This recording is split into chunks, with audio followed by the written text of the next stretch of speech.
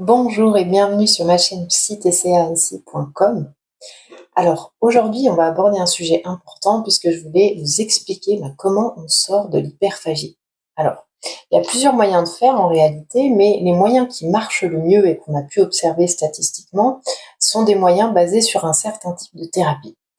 Au départ, moi je vous conseillerais de trouver une psychologue associée toujours à une diététicienne. Alors c'est mieux si la psychologue est spécialisée en troubles alimentaires, si elle a des notions dans les troubles alimentaires, et puis que vous associez ça à un suivi nutrition avec une diététicienne qui connaît aussi les troubles alimentaires. Parce que vous avez parfois des diététiciennes qui ne connaissent pas les TCA, et donc le suivi est encore différent. Donc moi je vous inviterais vraiment à prendre quelqu'un qui est spécialisé dans les troubles alimentaires, qui a étudié tout ce qui est notion d'anorexie, de boulimie, d'hyperphagie.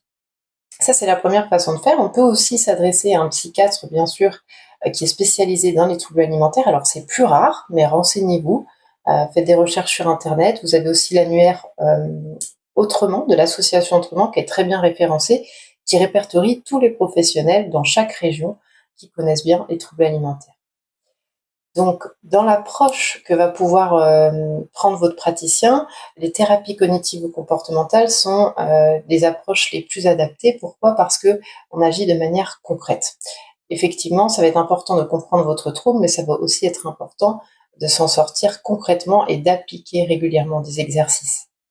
Alors, on peut joindre à ça d'autres méthodes complémentaires, comme l'hypnose, qui peut parfois être aidante. J'ai des personnes qui vont voir parfois des énergéticiens, qui sont une méthode complètement à part, mais si vous prenez que ce type de méthode-là, il est rare que ce soit suffisant. Dans l'hypnose, ce qui est intéressant, c'est que vous allez déprogrammer des choses dans l'inconscient. Ça peut être intéressant pour créer un petit peu des meilleures compréhensions de choses qui étaient bloquées antérieurement, mais ça va pas être suffisant parce qu'on va pas du tout travailler sur le côté nutritif. Vous avez besoin de comprendre que la restriction est le socle des crises. Et si ça, vous le travaillez pas directement avec un praticien, il y a de grandes chances que vous risquiez d'être encore empêtré dans vos difficultés. Donc, en fait, c'est une approche qui peut être assez multidisciplinaire puisque on va travailler à la fois sur les émotions, sur la gestion du stress. Donc, un sophrologue peut aussi être adapté finalement pour travailler sur ces techniques. Mais je dirais que le combo, en général, le plus gagnant, c'est vraiment le psychologue ou le psychiatre avec le diététicien. Donc ça, c'est vraiment en général l'équipe clé. Euh, Après, vous pouvez compléter par une ou deux séances d'hypnose, etc. Mais en général, quand je reçois les gens en cabinet, c'est pas des approches qui sont suffisantes. Donc, il faut bien comprendre que l'aspect nutritif ne peut pas être oublié. Il faut vraiment comprendre, aller déloger les règles alimentaires, aller casser un petit peu toutes les croyances qui sont derrière, du type, il faut que j'ai pas le droit de manger entre les repas, je n'ai pas le droit d'agir comme ça quand je sors, il faut absolument que je compense ce que j'ai mangé hier. Ça, c'est des choses que vous n'allez pas travailler dans les approches d'hypnose ou d'énergétique, et ça pourra pas convenir. Donc, moi, je reste quelqu'un d'assez ouverte à toutes les approches. Je pense que chaque cas est unique, chaque personne est spéciale, et donc on peut pas coller toutes les approches à une personne. Mais par contre, je pense que la base doit rester celle-ci. Donc, psychologue ou psychiatre et diététicienne. Ensuite, dans les approches, vraiment, thérapie cognitive ou comportementale, comme je vous le disais, et puis ACT, qui fait partie aussi de la vague TCC. Donc ACT, ça va être la thérapie d'acceptation et d'engagement. Donc là, on va avoir quelque chose d'intéressant puisqu'on va apprendre à défusionner avec ses pensées. C'est des pensées qu'on a souvent qui nous collent un petit peu, auxquelles on adhère, auxquelles on pense que vraiment on est dans la vérité, alors qu'en fait, ça peut être intéressant d'apprendre à laisser passer ses pensées.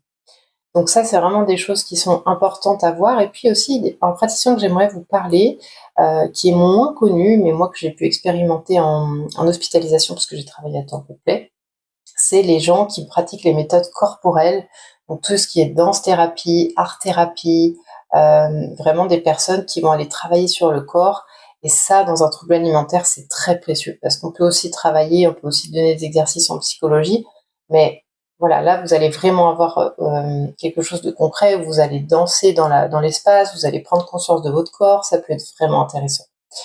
Donc, par rapport à la durée aussi, pour se sortir de l'hyperphagie, moi j'ai des patients qui en 6 mois ont de très chouettes résultats. Après ça peut prendre plus de temps, parfois 1 an, ça dépend en fait ce qui sous-tend, l'hyperphagie, si le trouble est ancien ou non, s'il y a des façons de faire qui sont là depuis toute petite et que quand vous avez, une crise de colère, admettons, vous allez manger, eh bien, ça va aller plus loin que les simples règles alimentaires qui vous font aller en crise, hein, donc ça va mettre souvent plus de temps. Mais en tout cas, c'est un truc qui se guérit, ça c'est certain.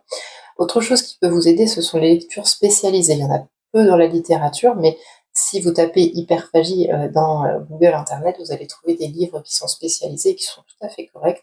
Je pourrais vous donner aussi des références plus tardivement dans d'autres vidéos, mais en tout cas, ça peut être intéressant d'aller aussi s'intéresser à ce qui a été fait dans la littérature. Voilà, j'espère que cette vidéo vous a plu. N'hésitez pas à mettre un petit pouce si vous avez aimé ou à vous abonner pour soutenir mon travail. Je vous dis à bientôt pour une prochaine vidéo.